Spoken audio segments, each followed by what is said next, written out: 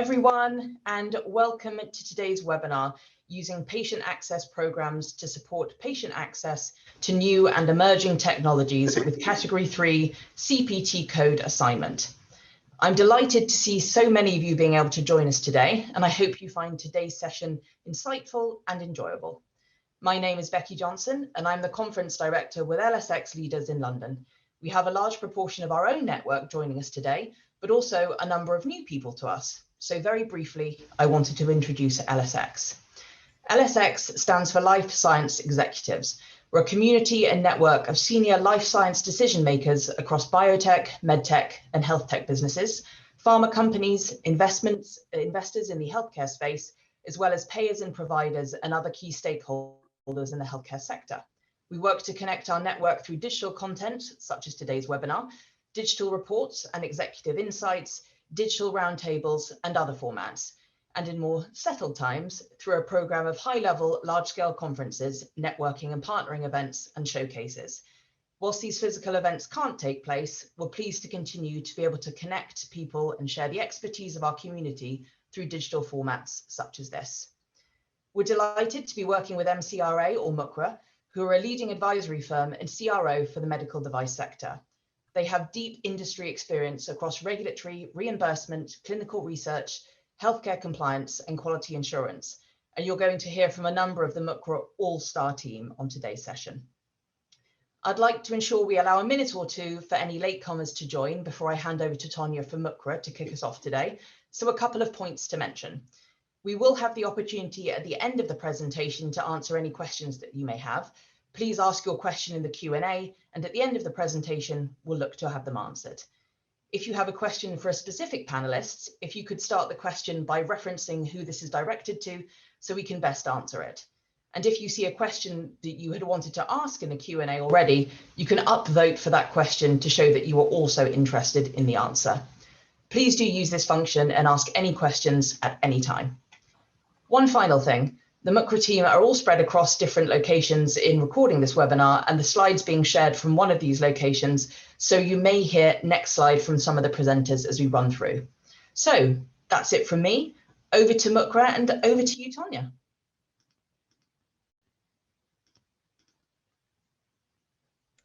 Becky, thank you so much for the warm introduction. I'm going to share my screen here.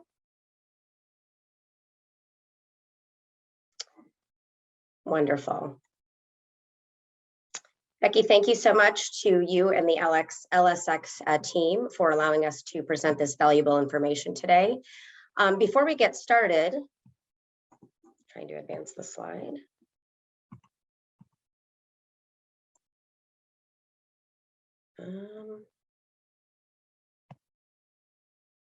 Okay, there we go. Before we get started, we want to do some quick introductions of my esteemed colleagues, Dr. Joel Brill and Amanda Rhodes. Dr. Brill, would you please briefly introduce yourself? Absolutely. Tanya, thanks so much. And folks at LSX, pleasure to be here. I'm a physician, internist and gastroenterologist by training, been involved in coding, coverage, and reimbursement for close to a quarter of a century, and looking forward to today's presentation. Thank you, Dr. Brill. Amanda? Thank you, Tanya. It's a pleasure to be here as well. I am the Director of Reimbursement and Market Access Execution with MICRA. I have been involved in the medical device space for over 15 years, and I have served many different roles.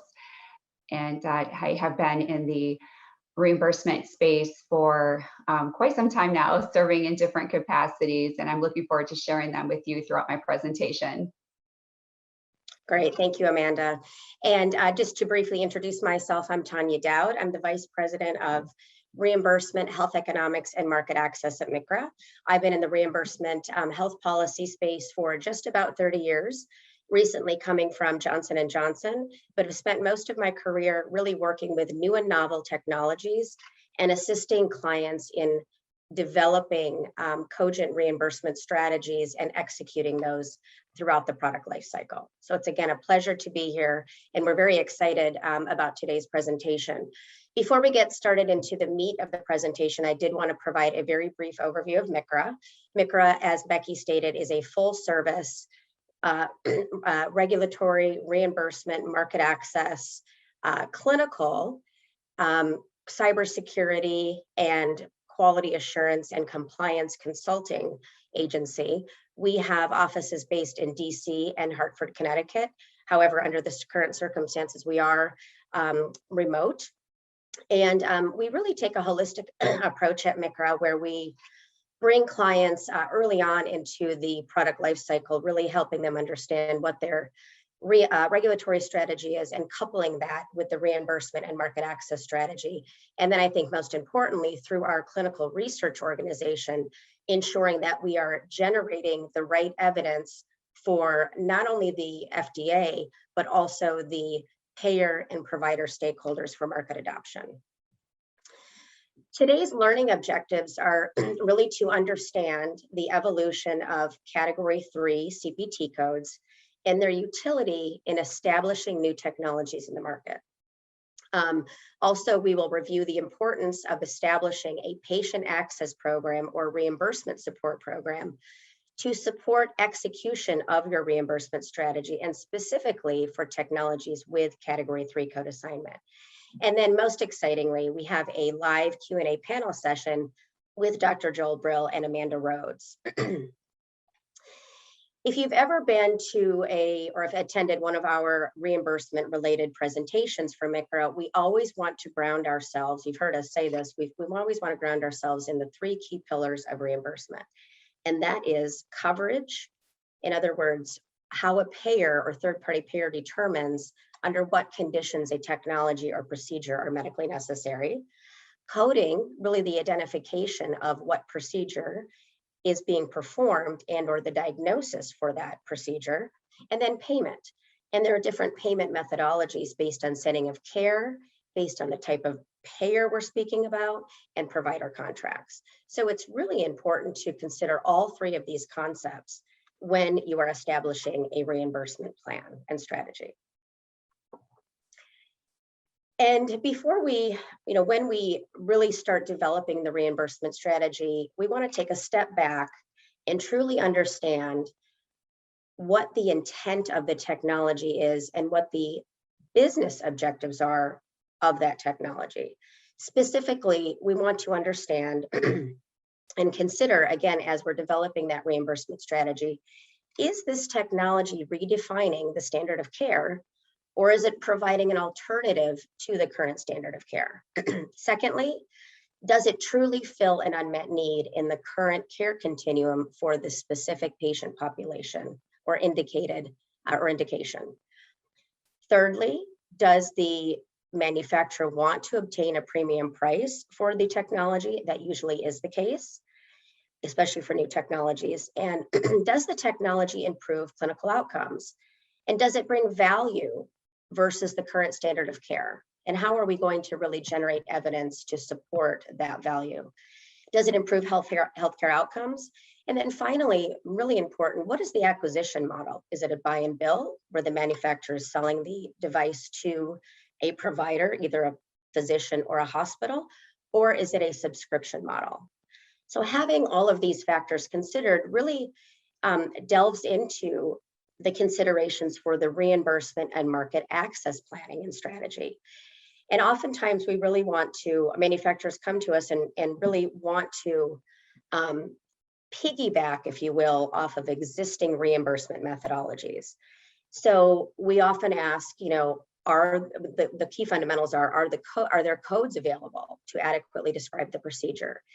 And even if you've identified codes that you believe are appropriate, have those been validated through the appropriate processes and appropriate organizations? And we'll go into a little bit of that later.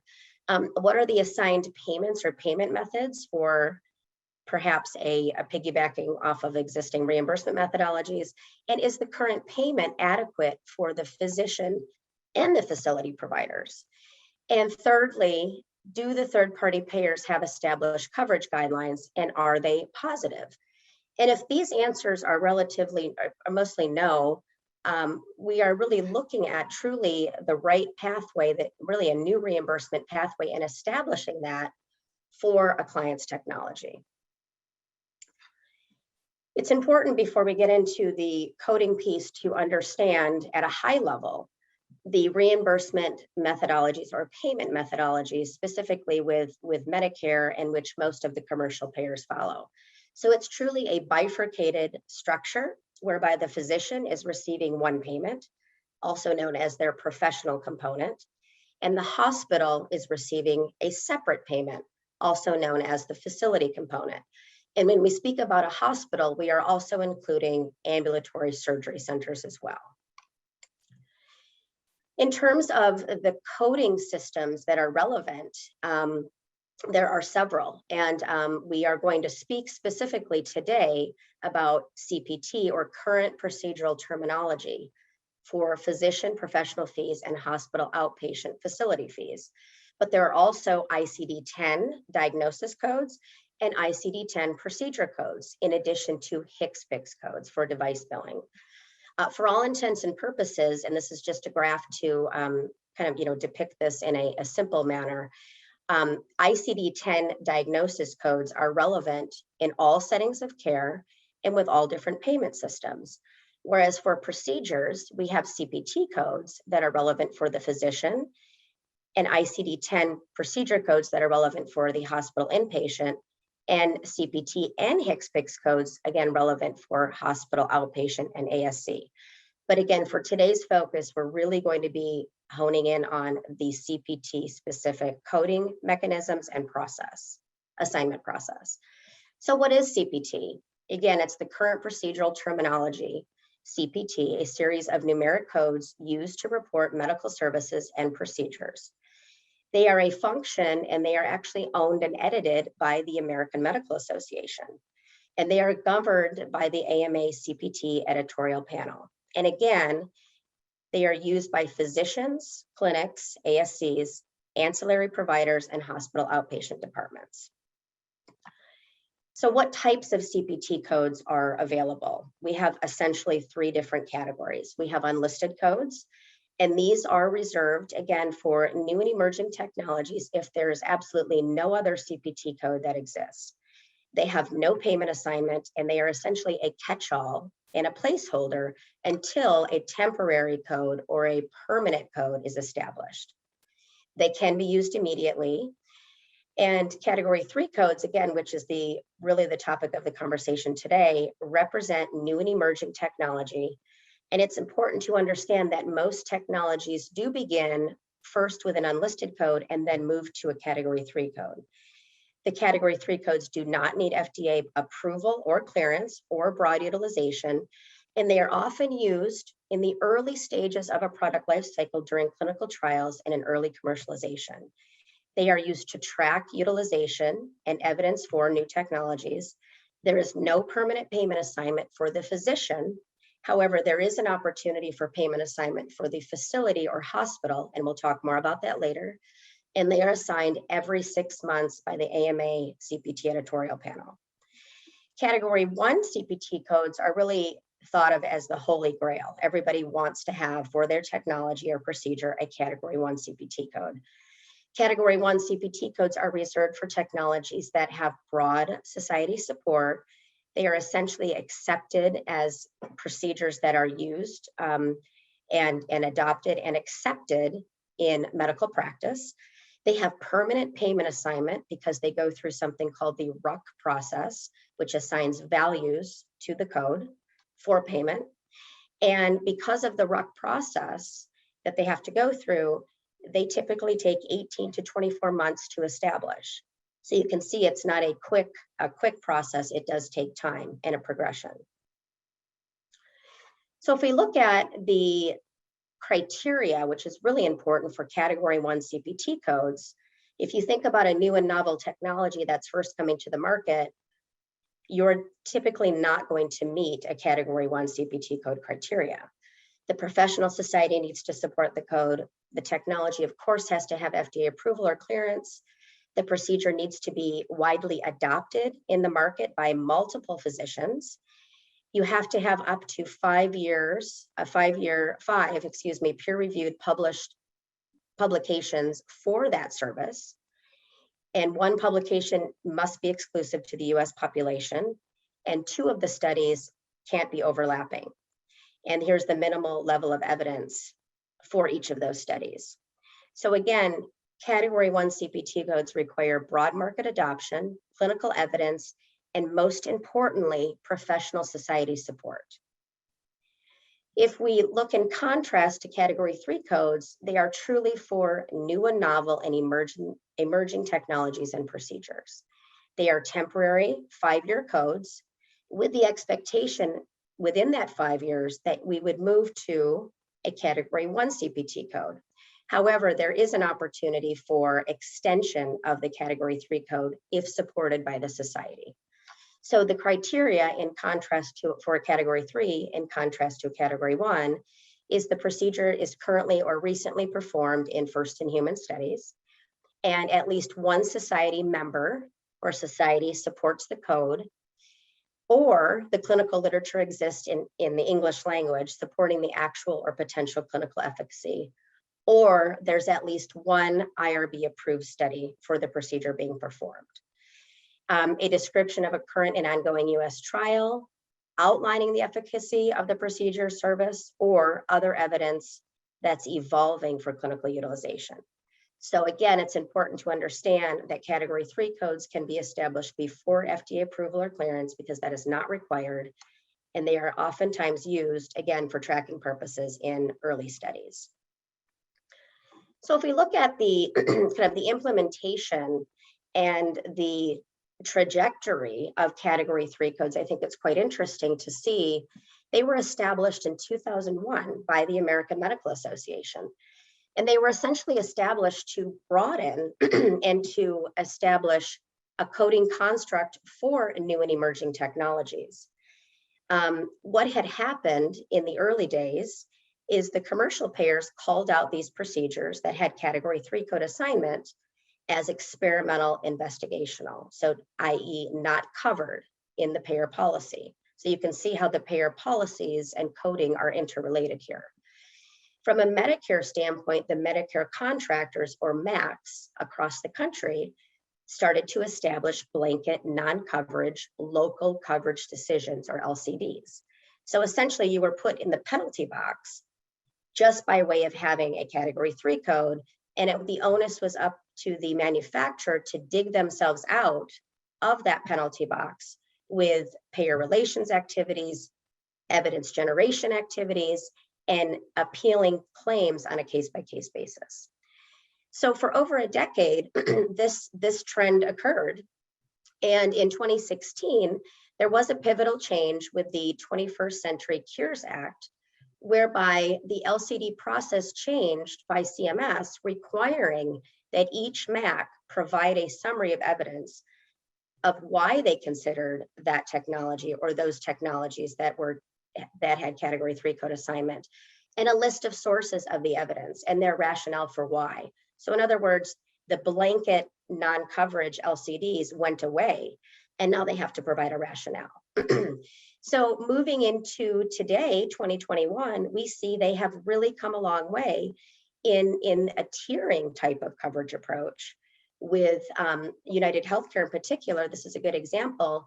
They're actually tiering coverage for Category 3 codes in various buckets: non-covered, provisional coverage, possible provisional coverage, and no longer considered investigational, in other words, covered. So you can see the progression and how they really have come a long way. And they had, unfortunately, in the early days, really got a bad rap. They and we'll talk more about this with Dr. Brill during the discussion, but they were, termed the kiss of death, nail in the coffin. I could go on and on, but I think they've really come a long way in the recent years. So although they've come a long way, due to their temporary nature, and again, the use for new and emerging technology, a Category 3 code assignment may still result in potential negative coverage with third-party payers and negative formal coverage, necessitating providers to support the medical necessity of that procedure for that specific patient population or that patient on a case-by-case basis. And if we think about and look at the different criteria that commercial payers are considering when they're developing coverage policies, I won't read this verbatim, but this is typical technology evaluation center criteria which commercial payers look to establish coverage policies, either positive or negative.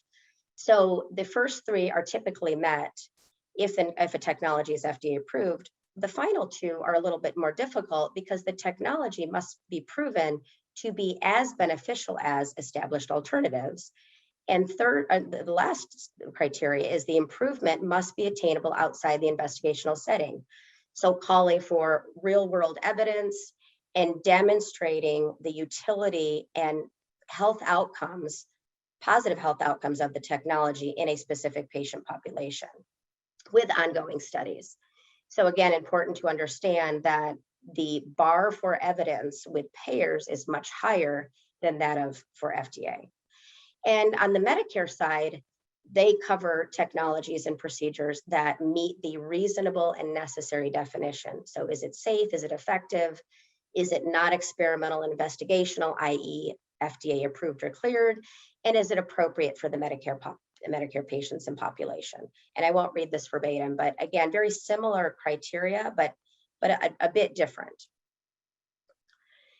So if we think about a product life cycle in the context of reimbursement and specifically coding assignment, if we think about it, we're looking at a 2 to 10 year product development R&D phase, moving into an IDE or clinical trial phase, whereby there is an option for a category 3 code or establishing a category 3 code to track claims, build clinical evidence, and garner society support during that trial time. And if you have an opportunity to submit for coverage with CMS during that IDE study, that's an opportune reason or rationale to obtain a category 3 code.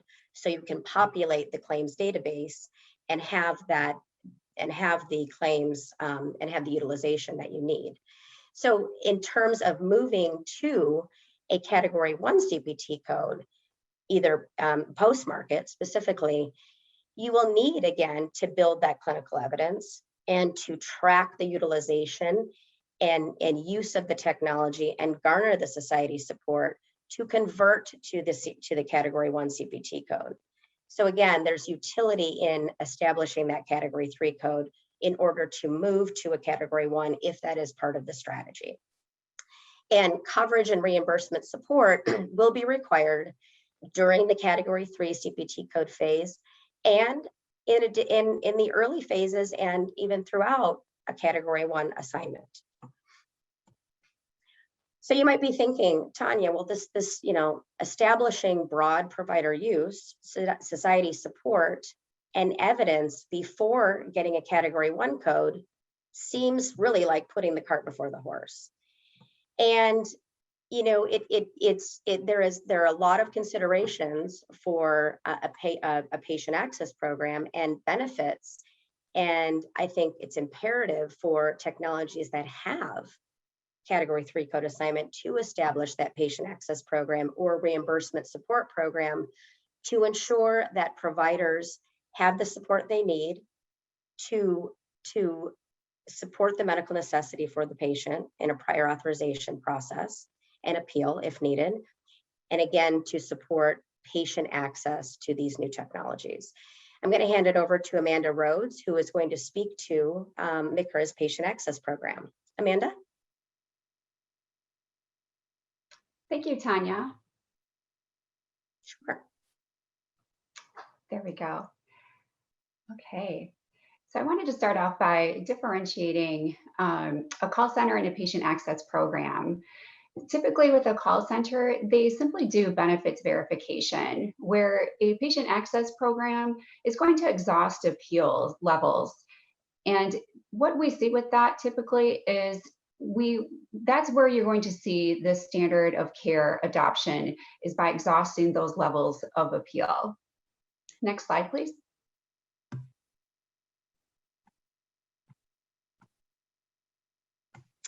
Next slide. Advancing. I know, sorry, I'm trying. Okay. Technical difficulties. It's not ever a good webinar unless you have technical difficulties, right? Oh, there we go. Oh, there we go.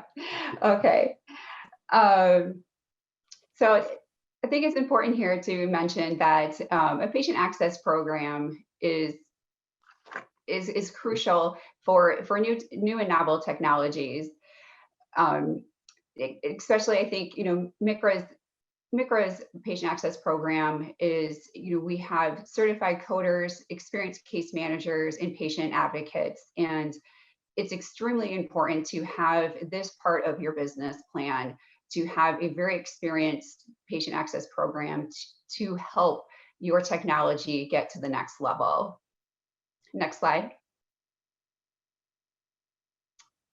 So for here, taking the top-down, bottom-up approach to access coverage is sorry, I can't see all the slide here. It's just 1 second, it's my computer. There we go. If taking it by a case-by-case access approach. So for your patient access program, that's where everything starts, is by that patient case-by-case basis. And how do we obtain coverage? By getting those patient authorizations. That's how we're going to garner that coverage. So it's not going to happen overnight, but it's something that we will obtain by going through and getting those authorizations one by one. Next slide. Okay. So why is this the most powerful tool? I think something that's important to remember is this is something that is going to take time, as I just stated, and it's going to be a long haul. And you need to have a partner that is with you, that is going to work with your providers and the patients, and it's going to help you drive access. So you want someone who's going to be there to help bring access to the technology for broad market adoption. Next slide.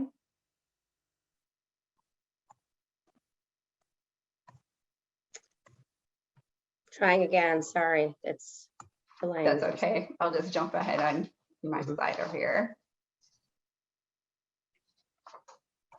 Yeah, I don't know why it's.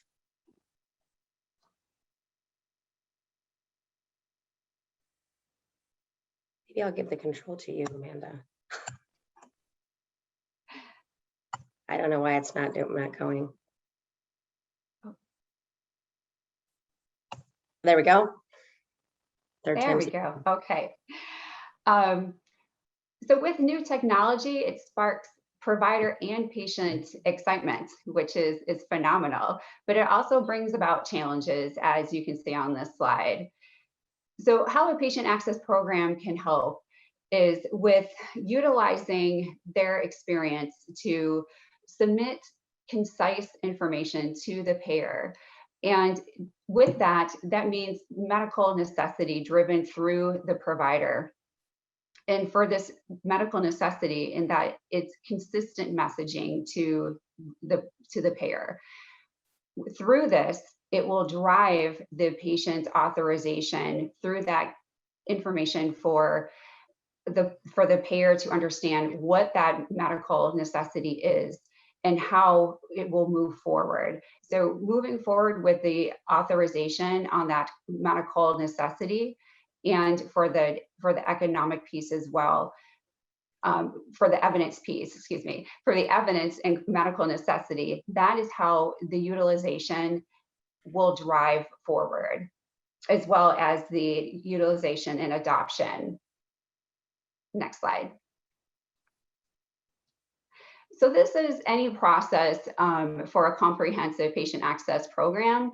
So I don't want to spend too much time on this slide, but for what we start with would be a benefits verification, a prior authorization, And physicians do have the ability to do a peer-to-peer review, and that's up to the provider. For appeal levels, we can appeal a prior authorization, and for an appeal for a level 1. And some insurance carriers do have a second level of internal appeal. Not all do. And then there's an external appeal, which we'll go over on the next slide. And then we do work with post-claim denial appeals. So thank you. So kind of what does this look like, kind of the time frame? So for initiating a prior authorization, this actually can take up to 30 days. Insurance carriers do have up to 30 days to review a prior authorization. In a peer-to-peer, this depends on the medical director and the provider's schedules. So they will schedule time to go over the patient's case and go over the medical necessity and the evidence that has been submitted by MCRA's team to the payer. A first level appeal, they actually can take up to 30 to 45 days. And this is once they have received the information and it has been uploaded into their system. So the payer, that's when their clock starts ticking, is once this information has been uploaded into their system. And again, that second level appeal, not all patients have this level of appeal with their insurance provider.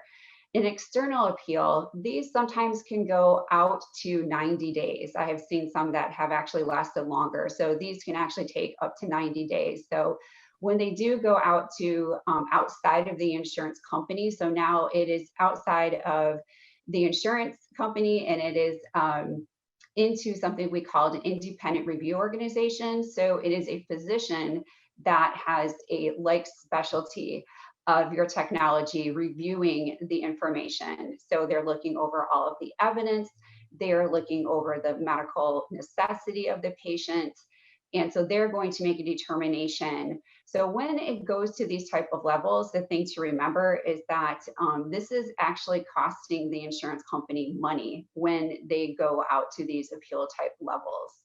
And if it is not overturned at the independent review or IRO level, the patient does have another opportunity to appeal at the state insurance commissioner level.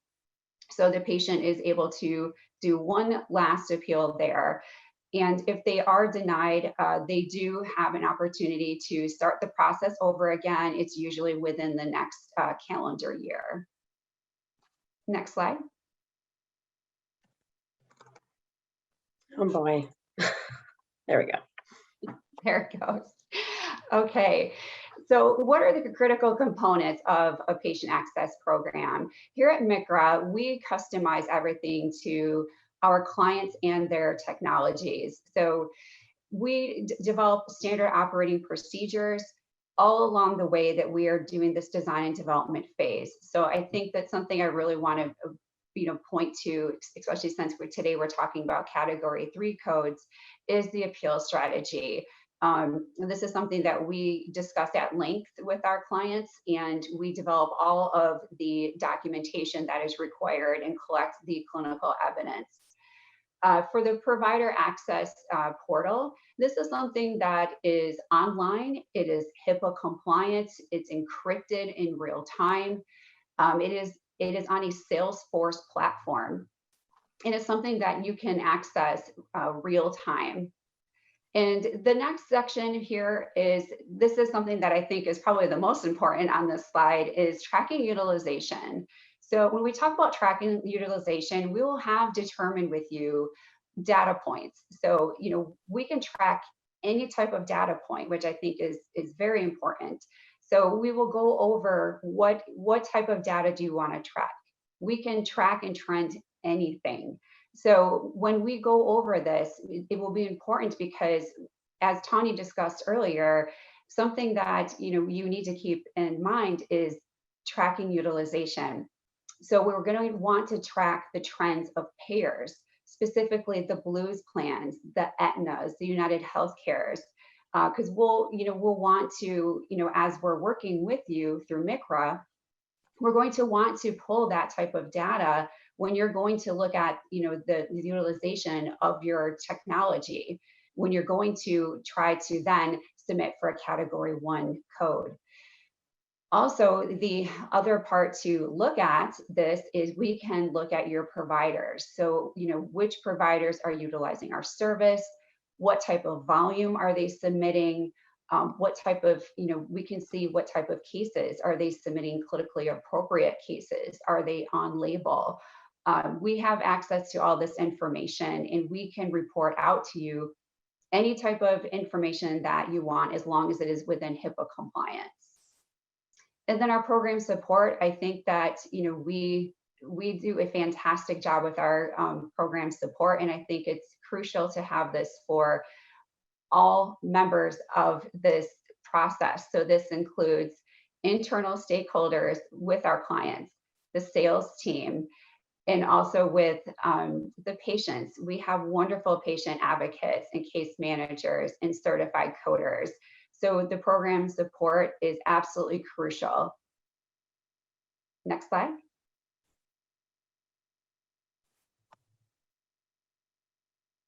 Thank you. So as I just mentioned, the case management, patient and provider assistance, and data analytics, these are just truly the components that make up a good program, and something that's going to help you along the way. So working with your technology and working through those case-by-case basis, working towards getting and improving the evidence, and working with the payers to seek coverage. So this is something that we do, customize for our clients. You will have your own designated phone and fax and email. This isn't something that just comes into a general line. This is all customized for our clients. You will have your own billing and coding guide. So these are components that I just don't want to read through all of this, but these are components that I feel are really important, that are something that is specific to a new and novel technology that is going to be needed for your sales team and for your providers. Next slide. Okay.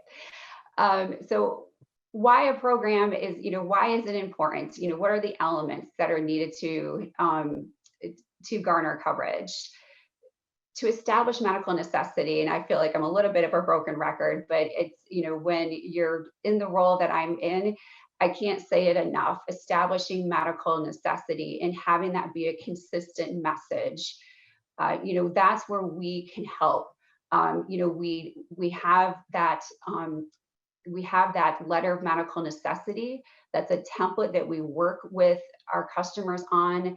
And that's something that will help drive that consistent message to the payers that there is this medical necessity, that there is clinical guidance, clinically guided submissions for the patient's cases, utilizing the best clinical and economic evidence. We update our information.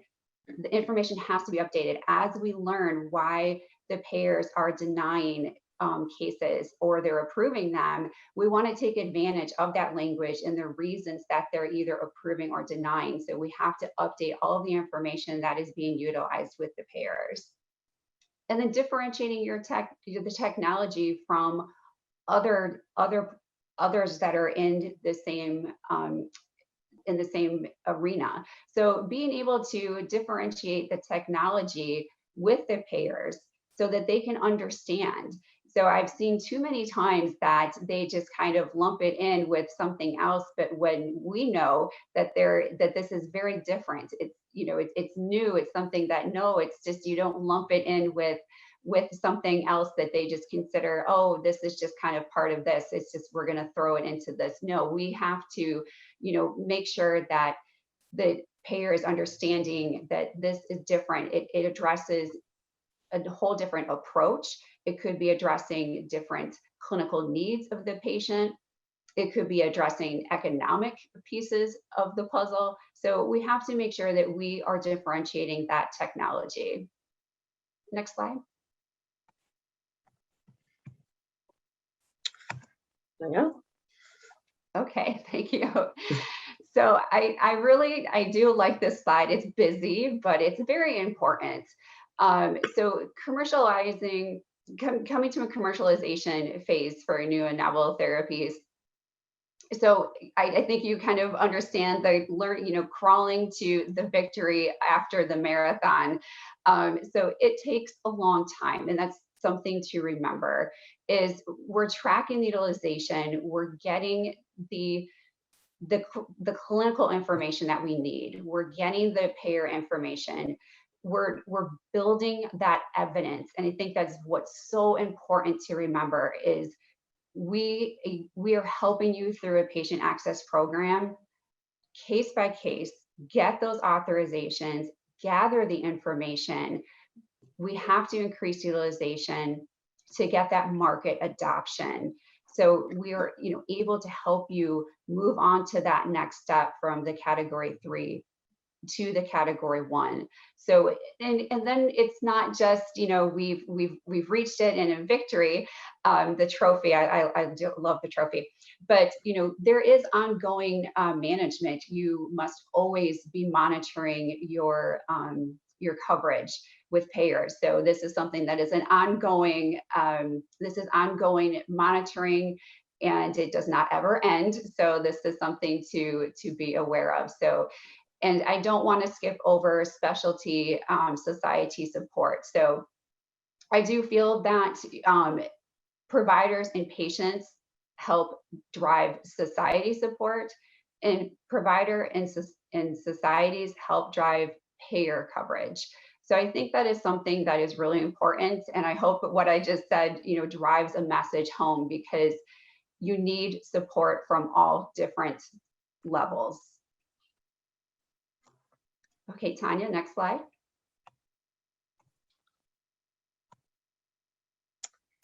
Great.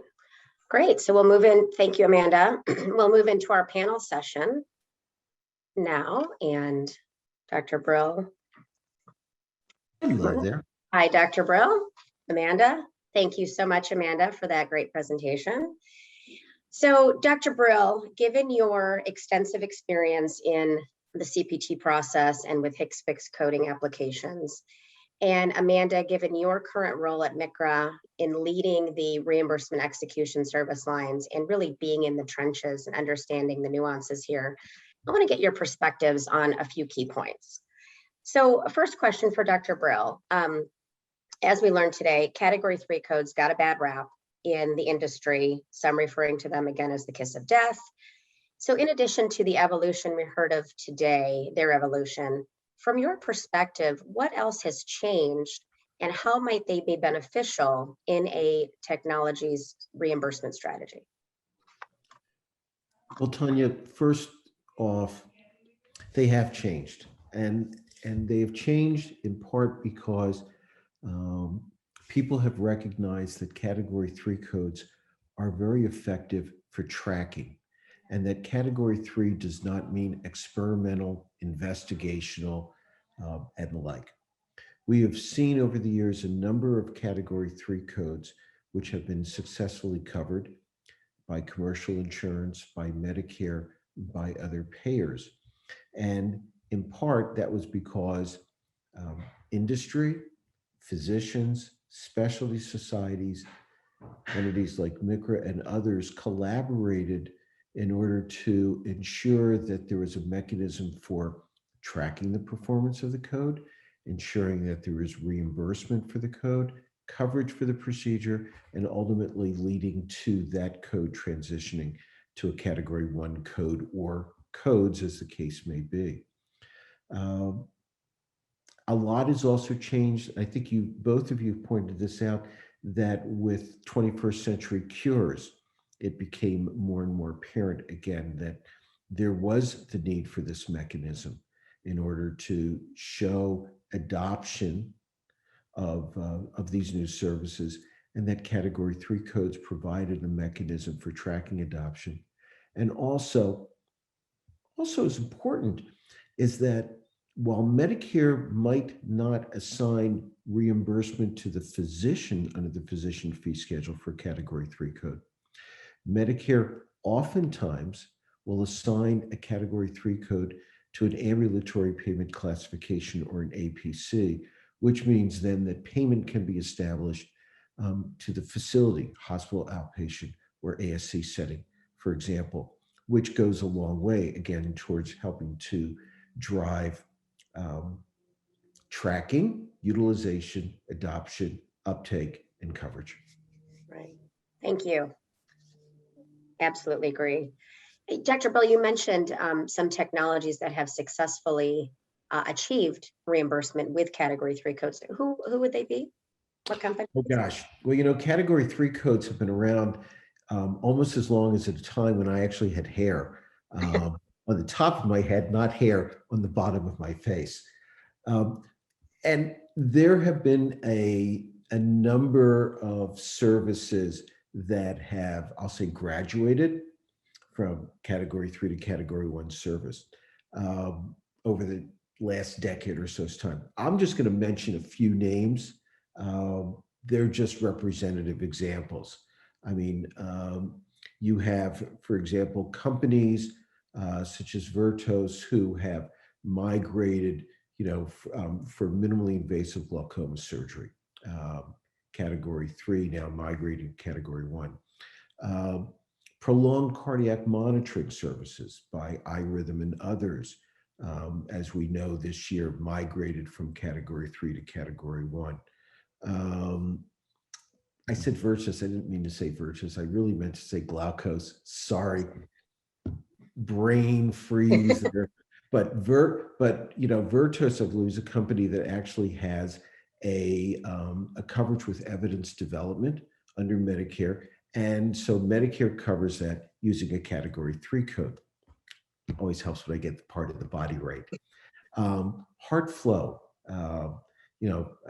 FFR evaluation, Category 3 codes for a number of years, covered by Medicare and a number of commercial payers.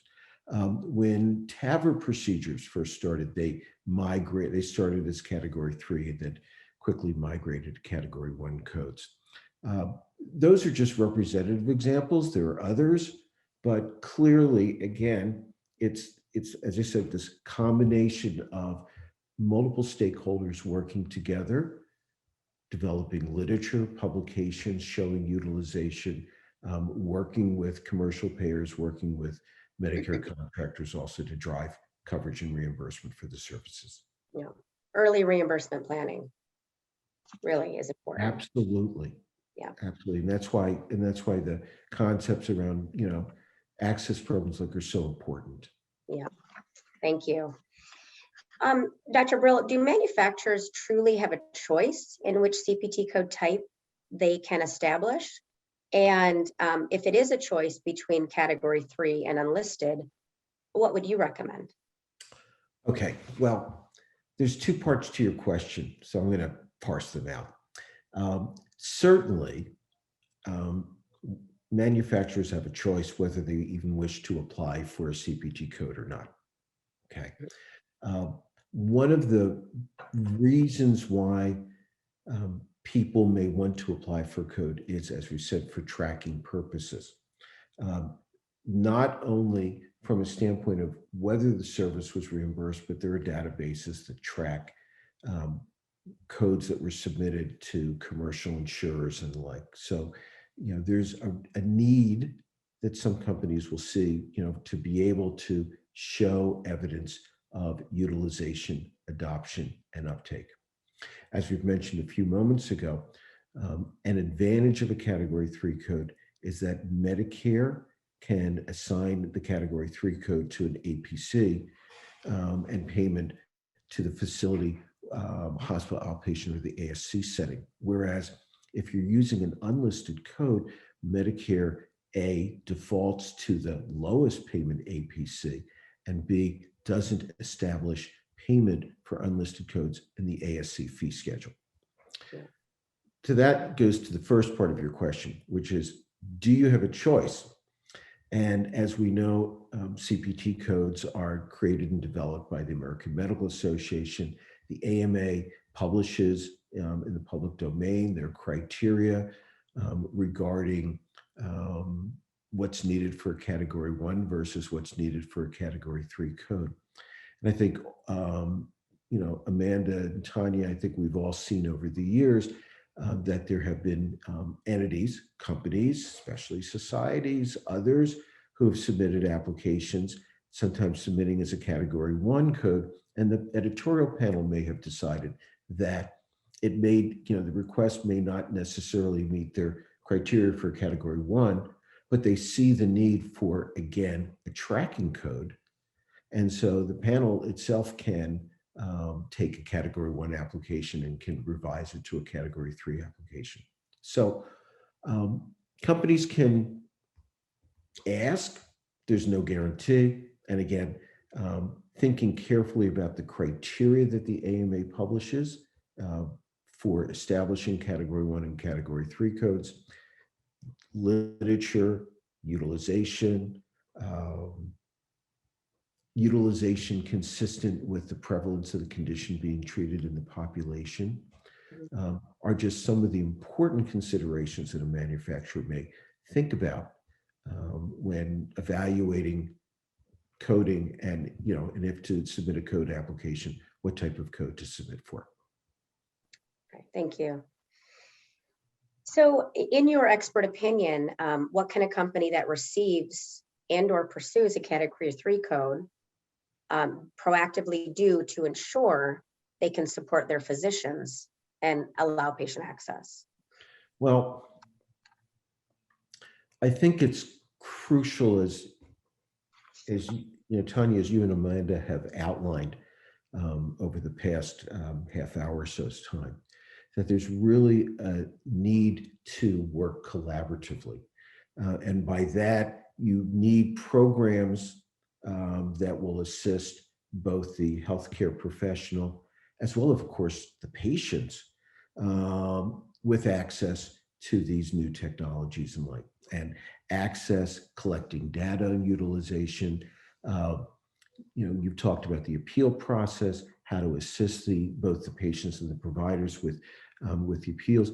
These all lead to helping to show utilization, adoption of the technology.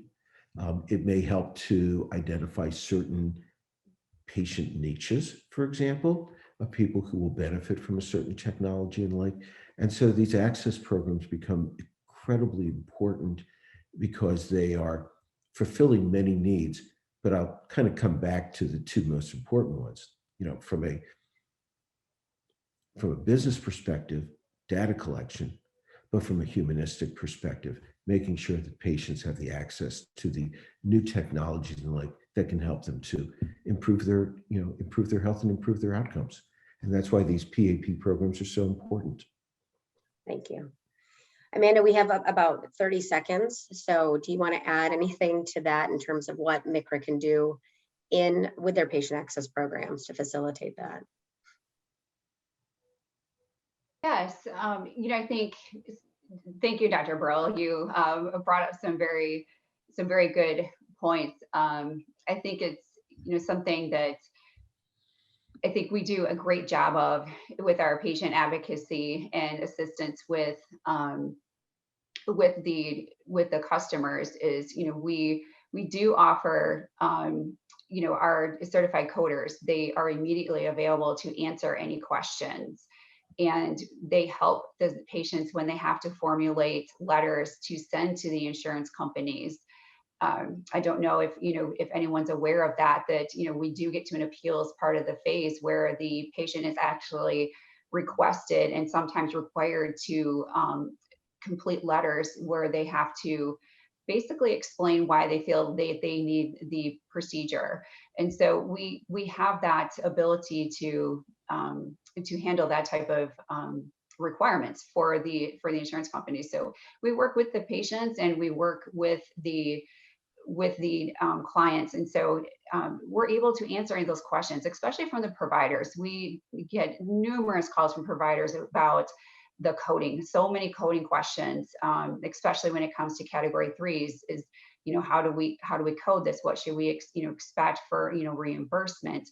And so our certified coders do a phenomenal job of being able to answer those types of questions, and of course, helping the patients get access to the care that they need with these technologies. Great. Great, thank you, Amanda and Dr. Brill. I'm going to turn it over to Becky. I know we have a lot of questions from the audience, and I want to get to at least a few of them in the last 5 minutes. So, Becky? Perfect. So yeah, I think you've probably touched upon some of these, so I'll try and squash a few together. But so the first one we have from Erin Keeney, it's for you, Tonya. Do you have a list of the best sources to gather the relevant codes and coverage details? I know you can look through Medicare and some private insurance companies, but I don't know if there's a list, obviously, that you can perhaps direct anyone to. For coverage policies, specifically. Yeah, coverage details is the coverage details. Yes, yeah. Yes, we do subscribe. MCRA does subscribe to a program or service, which allows us to do ad hoc assessments on coverage policies, and also ongoing for a technology or a product category, ongoing with various coverage policies. So doing that surveillance with all payer types. So yes, we do have that resource in-house. Perfect. And Mike Smith asks, re clinical outcomes, does the measurement allow for costed care pathways and allow for service redesign? Dr. Brill, do you want to take that one? I'm not sure. Becky, could you repeat that? Because I'm a little fuzzy on the specifics that he's asking about. Yeah, sure. So re clinical outcomes, does the measurement allow for costed care pathways and allow for service redesign? Oh, okay. All right. I think I'm going to try to answer that. I think I may understand that. So the answer is yes, possibly, and I'll explain why. Coding is simply a mechanism of tracking that something occurs. If one is tracking when a service occurs, an organization or an entity or a payer may also be interested in other information, such as how does the process flow work? How does that patient move through the system?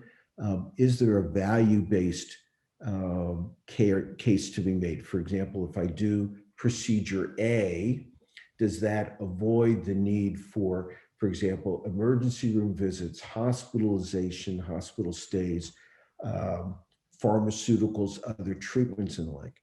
And so as you're collecting that information, again, by the use of a code or something of that nature, you can track, patient outcomes and the like, which may lead to, at a provider level, may lead to process redesign. And then at a payer level, not for Medicare, because Medicare can't consider costs when making coverage decisions, but certainly commercial payers, it could lead to, again, a value-based setting for having a discussion. The use of our technology leads to a cost offset. Great, thank you. Tanya, Amanda, anything else to add to that? I think that's, I would agree with that. I think that's spot on. The next question we have from Matt is, can you speak to the trade-offs of providing the support services directly for the patient or for the provider? I can take that in a first part, and then I'll let Amanda take it. The patient oftentimes has more appeal rights under their benefit plans than the provider does. So it really just depends, honestly, on, and Amanda touched on this earlier, when we do a design and development process with our clients for the technology, we really need to consider the nuances and the reimbursement challenges and specifics of that technology. So it may be appropriate that the patient becomes the individual who's appealing their claim versus the provider. Amanda, do you want to add anything to that? Yes, and we do dig down into the weeds with the clients, over kind of what will be the patient pathway versus the provider, as Tanya just said. So we do have specific templates, if you will, for each. Great, thank you. And sort of two that I'm sort of going to ask together. So one from Angela: can competitor technologies use the same category 3 code? And is there a benefit of establishing a category 3 code before FDA approval? Joel, you want to take that one? Sure. Category 3 codes describe this. Each category 3 code has a description, and oftentimes the descriptions are written in a manner that any technology that meets that description could be used to bill for those services. Sometimes codes in the laboratory field are written very, very specifically that, for example, you have to have a certain number of genes, and the genes must be included in order to bill for that service, whereas category 3 codes may be a little less specific in that nature. Is there an advantage to getting a code before you have FDA clearance? Absolutely. We've seen examples where, because there's such a backloading to getting a category 3 code. Let me give you an example. We're doing this seminar in the middle of May. The deadline for submitting a CPT application is June the 30th of 2021. If a category 3 code were accepted and approved at the upcoming meeting in the late September, beginning of October, that code would not be available until July the 1st, 2022. So as you're starting to look at your processes, you might be asking a question. For example, when do I think I'm going to the FDA? When do I think the FDA is going to approve my technology? Do I need this code in order to report, under an IDE trial or things of that nature? So all of these things may go into this mix of trying to make a decision a year ahead of time. Do I need a code? And do I want to be able to have a code available by the time my technology becomes approved? Because what you don't want to do is wait until the FDA approval comes and then submit the application, because then you're out, for a year or more until you have coding available. Yeah, I agree. And just to add to that, you're essentially setting the foundation. And as I said earlier in the presentation, if you have an opportunity to have coverage, achieve coverage for the technology or the usual services provided for the technology during the IDE study, you need to have a category 3 code. And a Glaukos is a great example. We mentioned that earlier. Glaukos is a great example of that. Perfect, thank you. And talking of FDA approval, we have a question here that says that we have a breakthrough device with FDA. Will we automatically have coverage and coding if we apply for the Medicare coverage program? Oh, I'll take that one. Yeah. So for those of you who weren't aware, on Tuesday of this week, or 2 days ago, the 18th of May, Medicare published that they are delaying implementation of the Medicare coverage of innovative technology, the MCIT rule, and they've deferred that out to mid-December, December 15th of this year's time. CMS published a number of reasons why they're continuing to reevaluate this program, but as a result, no, MCIT is not the law of the land, and no, just because you have a breakthrough technology, it's not a guarantee of Medicare coverage or payment or coding upon FDA approval at this time. Good to know. And Kevin Conley has a question again about Medicare. So Medicare is paying for our new category 3 code, but only pays 10 to 20% of what is billed. What advice would you have around that? So when someone says that Medicare is paying, the first question, of course, is is Medicare paying under the physician fee schedule, or in which case Medicare, with some very rare exceptions, does not establish a fee at the national level. I mean, so if it's a physician fee schedule, it means that a contractor, one of the regional entities that pay claims, is actually established a fee schedule. If we're talking about facility payment, then as we've mentioned, Medicare can establish payment under the OPPS, the Outpatient Prospective Payment System. So that being said, I'll give you two answers. If it's a facility payment issue, then you need to have a discussion with Medicare at the central office, the Baltimore level, and present them with information as to why you believe they've assigned you to an incorrect or inappropriate APC. CMS tries to use resource and clinical coherence when assigning technologies to an APC, and perhaps they didn't have information or the correct information that they needed in order to make that assignment. If we're talking about payment at a contractor level, in other words, payment under the physician fee schedule, then the question really comes down to having a discussion with a contractor, and some of the contractors are willing to take meetings. Some contractors only will take meetings when they have an open meeting to the public, but it's important to have a discussion with them. And again, to identify why you may have believed that the payment rate that they've established might not be appropriate. And there are a variety of methods, but again, looking at how much time does it take to perform the procedure? Can you crosswalk this to other procedures in terms of time, intensity, and complexity that Medicare has recently valued in the physician fee schedule? Does your procedure take twice as long as a corresponding procedure? So therefore, is the argument that you should be paid twice as much?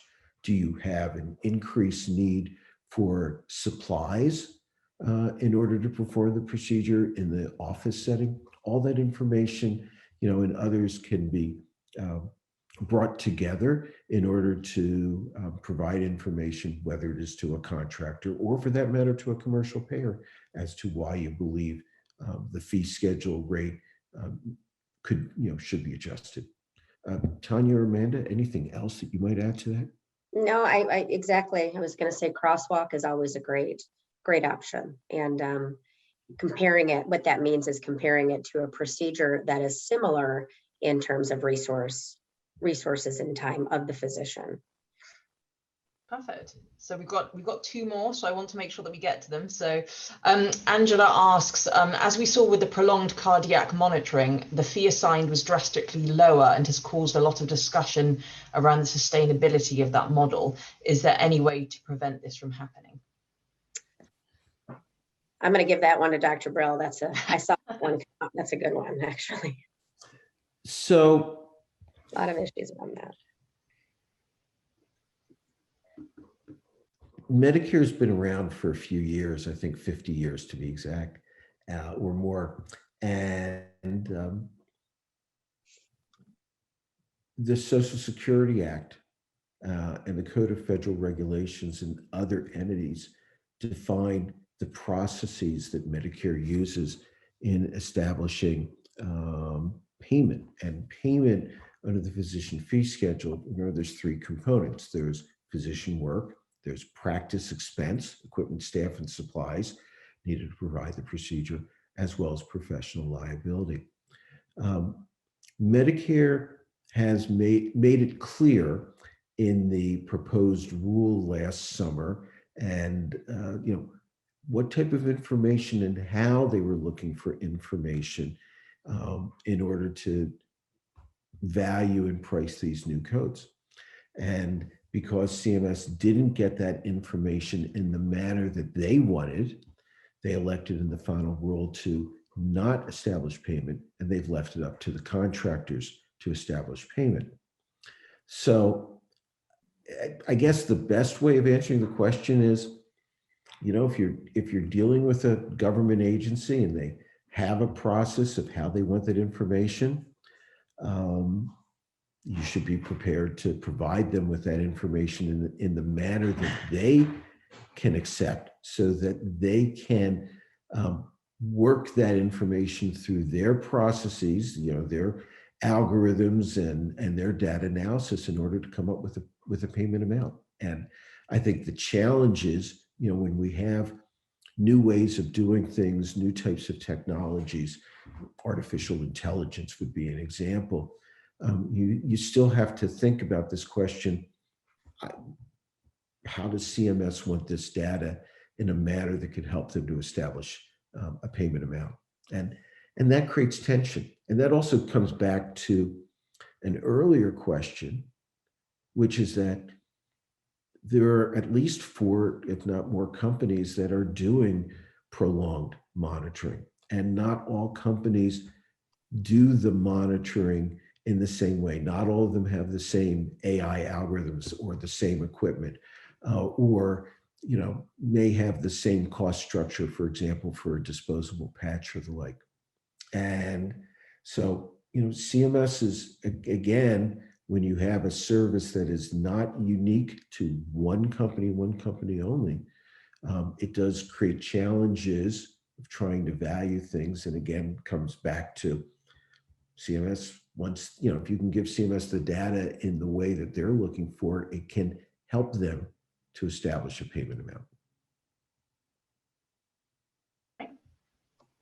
And finally, I may have saved the most complicated to last, but it might be a whole new webinar. But we have an anonymous question of, what is the process for establishing a Category 3 code? Tanya, did you want to take that? Or do You go right ahead. Oh. I've done enough talking. I could be a little. This could be a whole nother webinar. I could be, I would start with really something very simple, which is in the public domain.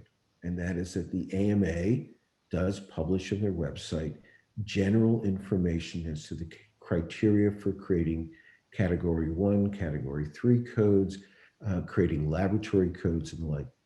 And I'd say start with that information, because it's a good primer of understanding the basis for coding. And then once you start looking at that, I think then you can start asking the questions leading around coding, like what does a description of my procedure, of my product, my service look like?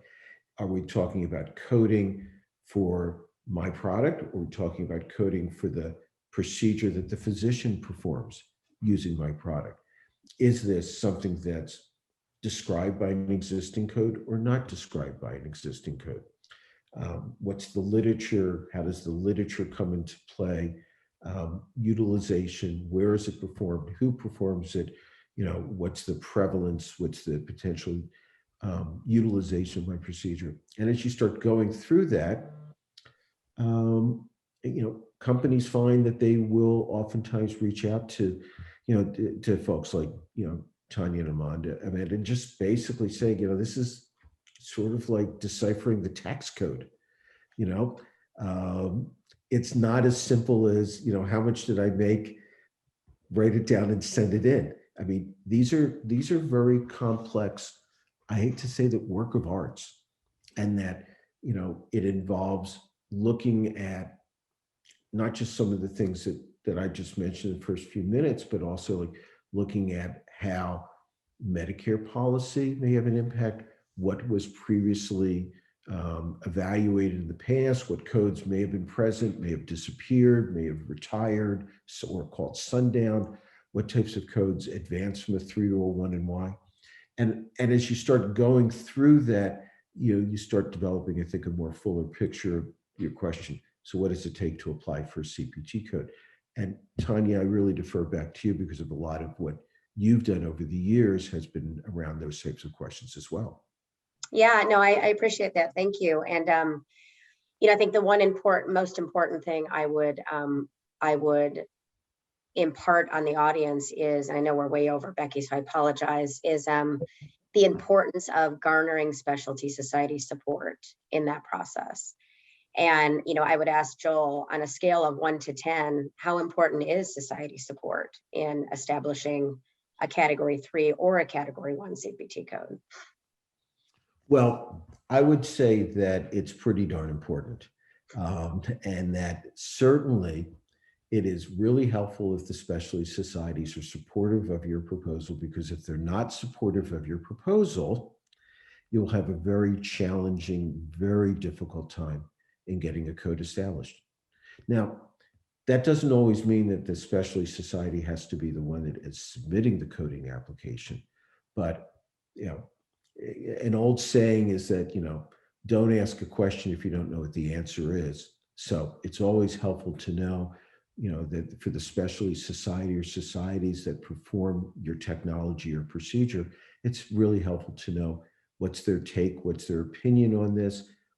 Do their members utilize this? Is it something that's utilized by a subset of their members, or only in certain centers like pediatric children's hospitals or cancer hospitals or things of that nature? So that when you're going in and having a meeting and discussion with the specialty society, it's helpful for them to understand how this would be used and why this would be used, so that they can be supportive as your application moves through the process. It is a process, and it's not just about sending in a document, with your application. It is an absolute process. So you can certainly help through those for clients. I don't think Amanda may be having an issue with her. There she is. Okay. Amanda, do you want to add anything or? Uh-oh. No, I think we've. Oh, okay. Well, thank you for that, Tonya and Joel, for answering that. I mean, I think, yeah, that's your next webinar right there, by the sounds of it. So good segue into the next.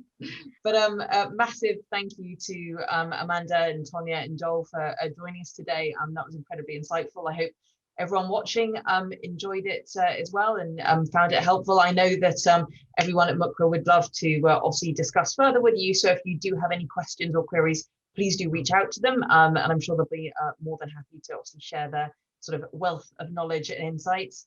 It's also worth mentioning that MUCRA are hosting 2 virtual invite-only forums in June around medtech devices and medtech diagnostics as part of the LSX's wider US CEO forum of events. So if you are a CEO within either of these spaces and would like to inquire about joining us, there's further information on the LSX website, and we will also put information about that in emails that we send out to everyone who's watching and is registered for the webinar when we send out the recording from today. So that's it from me.